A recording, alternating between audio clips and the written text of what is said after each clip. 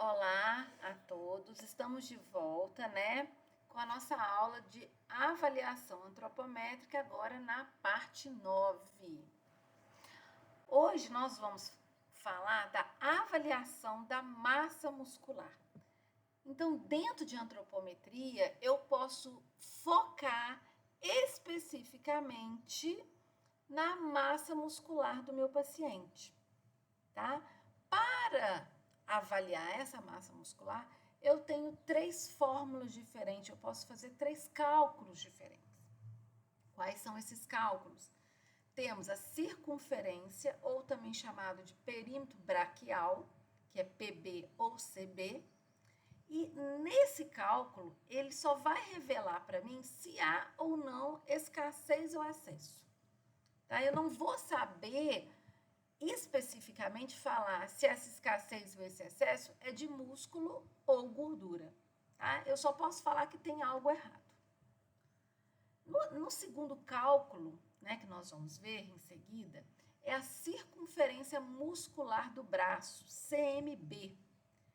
Nesse cálculo, eu já consigo estimar a reserva muscular. Então, primeira coisa que é importante frisar é que aqui a gente está fazendo uma estimativa. Então, eu não estou medindo, eu não estou vendo realmente a quantidade de músculo.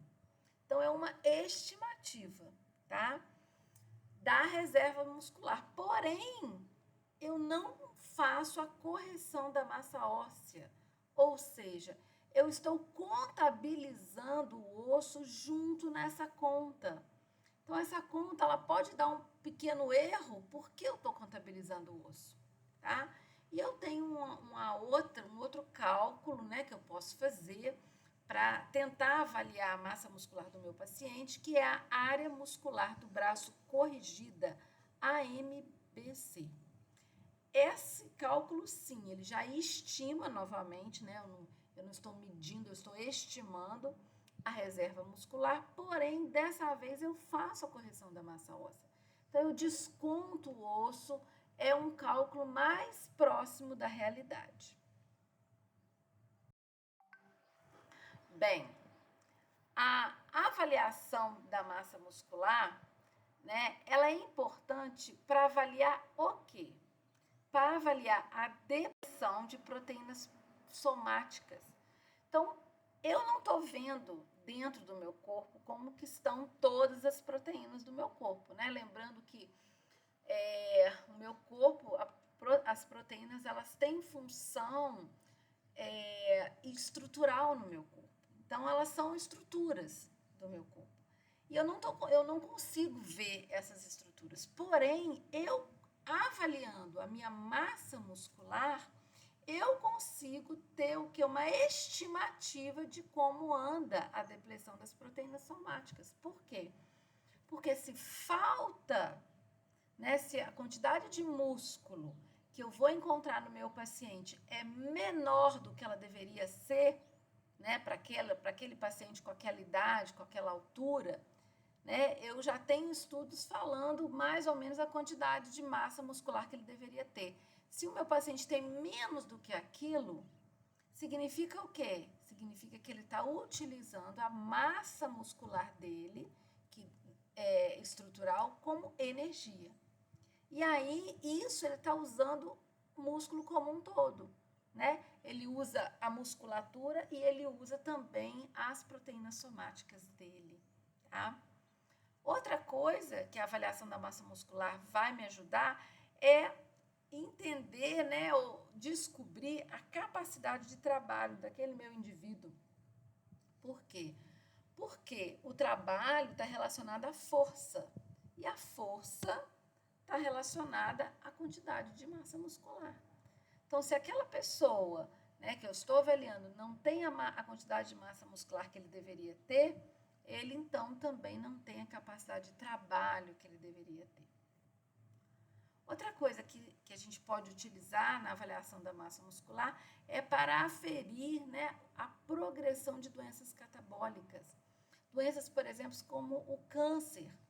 Então, o câncer faz com que haja uma demanda de energia muito grande no meu corpo. Geralmente, a pessoa que tem câncer, né, em estágios mais avançados, obviamente, que está em catabolismo, é difícil para ele se alimentar da quantidade de energia que o câncer demanda. Então, ele começa o quê? A usar, né, a fazer o catabolismo, que é usar as estruturas do corpo dele, né, não apenas a gordura, mas os músculos também, como energia. Então, como que a gente avalia essa progressão, né, dessa doença? Através da avaliação da massa muscular, tá? E da mesma forma, como que eu avalio a minha intervenção? Ou seja, eu vou fazer uma dieta especial para esse meu paciente, né? Como que eu sei que a minha dieta, que a minha intervenção está sendo positiva ou não? De novo, avaliando a massa muscular. Bem, vamos começar então com a circunferência do braço ou perímetro braquial, que é a mesma coisa.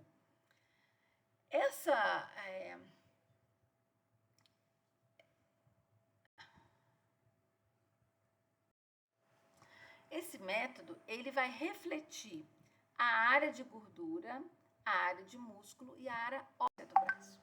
Então, na verdade, ele reflete tudo, tá?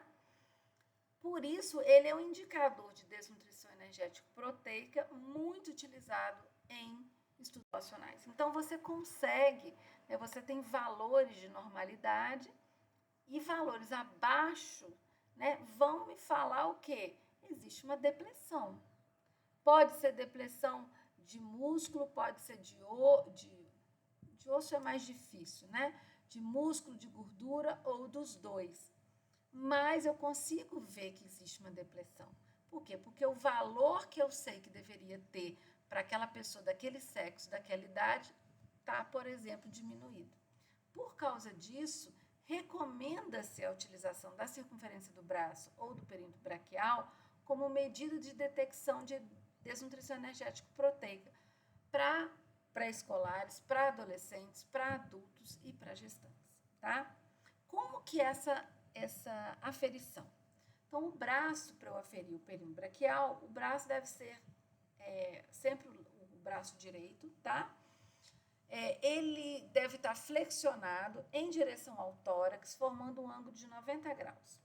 Nós vamos localizar e vamos marcar o ponto médio entre o acrômio, que a gente vai mostrar onde que a gente acha, e o olécrano.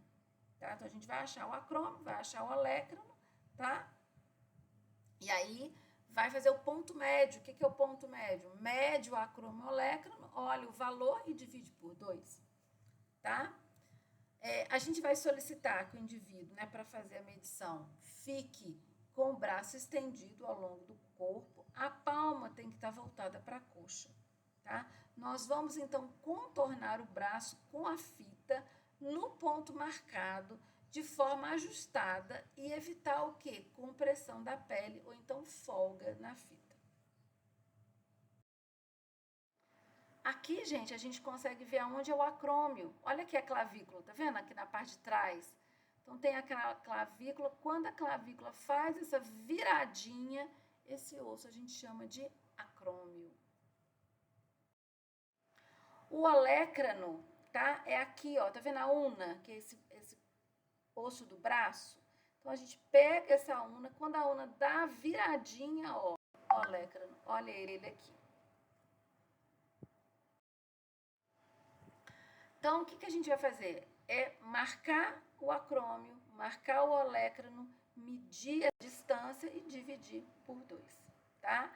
E aí não tá mostrando na foto, mas depois eu vou fazer o quê? Eu vou colocar a fita exatamente nesse local e medir o quê? Essa circunferência. Com esse valor, tá? Com esse valor de circunferência do braço, eu posso fazer, então, a adequação da circunferência do braço, que a gente vai usar essa equação, tá? A CB obtida em centímetros, tá?